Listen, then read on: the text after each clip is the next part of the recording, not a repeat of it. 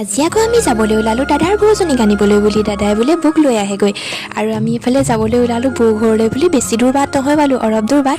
আলহী ঘৰলৈ আহিছোঁ যেতিয়া চাহৰ জুতি নোলোৱাকৈ থাকিব পাৰে জানো।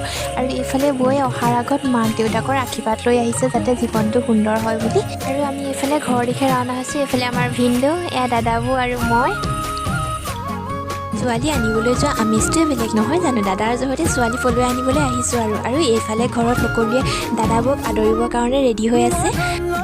আৰু এইফালে জেঠাই অলপ নিয়ম কৰি দাদা বৌক ভিতৰলৈ লৈ গৈছে। ছোৱালী পলুৱাই আনিলেই নহ'ব নহয়, বৌক সজাবওতো লাগিব আৰু সেইবাবে বা আৰু মই বৌক অলপ সজাই দিলোঁ। আৰু এইফালে আমাৰ বৌ ৰেডি হৈ গ'ল। আজিৰ পৰা যিহেতু দাদাই বৌয়ে নতুন এটা জীৱন আৰম্ভ কৰিব, চ' সকলোৱে আশীৰ্বাদ কৰিব দাদা আৰু বৌৰ জীৱনটো যাতে সুন্দৰ হয়। মোৰ আকৌ ইমান মিনি ব্লগ বনোৱাৰ অভ্যাস নাই যে, সেইটো কাৰণে ইমান ভালকৈ বনাবই নাজানো। আৰু আমাৰ বৌজনী কেনেকুৱা লাগিছে জনাব। চ'